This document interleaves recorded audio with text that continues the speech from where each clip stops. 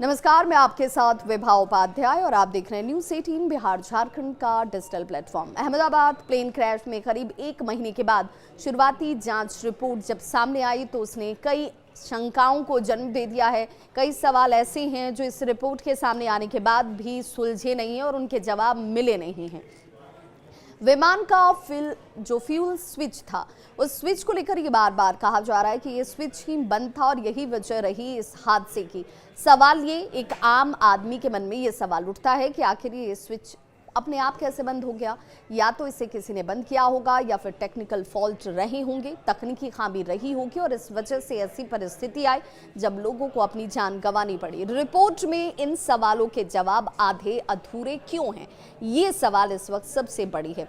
क्या इसके पीछे कोई साजिश हो सकती है? क्या इस वक्त जिस तरीके की रिपोर्ट सामने आई है उसे लेकर भी शंका गहरी हो रही है। AAIBE की रिपोर्ट की अगर बात करें तो ये रिपोर्ट ये कहती है कि दुर्घटनाग्रस्त बोइंग विमान 787 ड्रीमलाइनर का फ्यूल स्विच बंद होने की वजह से 2 पायलटों के बीच एक तरीके से कंफ्यूजन पैदा हुआ, भ्रम पैदा हुआ, जो शायद दुर्घटना की वजह बन गया।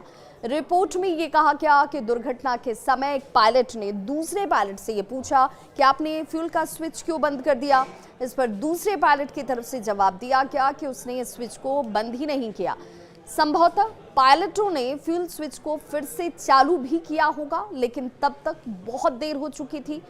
AAIB की रिपोर्ट ये दावा करती है कि फ्यूल स्विच बंद होने की स्थिति में विमान के दोनों ही इंजन में फ्यूल का जो प्रवाह होता है वो बंद हो गया और दुर्घटना की एक बड़ी वजह ये हो सकती है।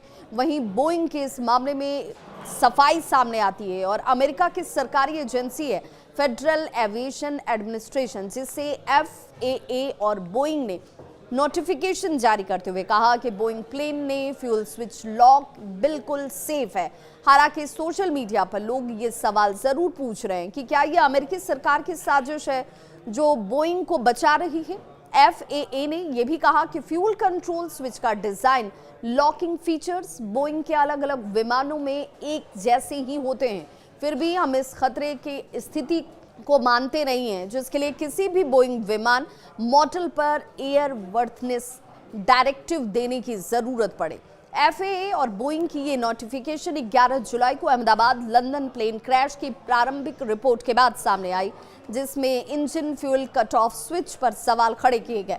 फ्यूल कंट्रोल स्विच विमान के इंजन में फ्यूल के बहाव को कंट्रोल करता है और सोशल मीडिया पर लोगों की तरफ से कई तरह के सवाल जो हैं इस वक्त उठाए जा रहे हैं कि आखिर अमेरिकी सरकार बोइंग को क्यों बचा रही है। एयर इंडिया ने 2019 में बोइंग के निर्देश के बाद पिछले 6 महीनों में बात करें तो अहमदाबाद लंदन बोइंग 7878 फ्लाइट के थ्रस्ट कंट्रोल मॉड्यूल, जिसे TCM भी कहा जाता है, उसे 2 बार बदला। अब आप अंदाजा लगाइए कि 6 महीने में 2 बार इस स्विच को बदला जाता है। एक सामान्य मानवीय की भाषा में अगर आप समझेंगे तो जिस स्विच को इस पूरे हादसे की वजह बताई जा रही है वो 6 महीने में 2 बार बदली गई। सवाल ये कि आखिर ऐसा क्या हुआ जैसे सालों साल चलनी चाहिए थी वो 6 महीने में 2 बार बदली जाती है, और क्या उसमें तकनीकी खामी नहीं होगी? क्या इस खामी को अमेरिकी जिस पूरे एविएशन की बात की जा रही है वो साजिश के तहत बताने की कोशिश कर रही है कि भाई ये तकनीकी खामी की वजह से हादसा नहीं हुआ, पायलट्स की गलती की वजह से यह हादसा हुआ?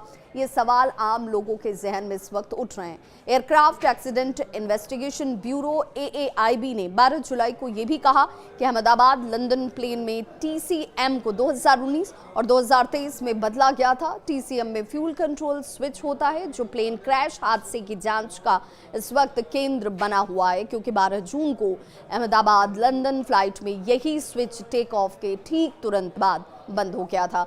अब ऐसे में लोग ये जानना चाहते हैं कि क्या यहाँ तकनीकी खामी थी और इसी खामी को हादसे की बड़ी वजह मानकर रिपोर्ट सामने आनी चाहिए थी, लेकिन ये रिपोर्ट साफ क्यों नहीं है, इसमें हादसे की क्लियर जानकारी क्यों नहीं है, ये अपने आप में संदेह पैदा करता है। इस खबर पर क्या है आपकी राय, बताइएगा जरूर, कमेंट बॉक्स में मेंशन करते हैं।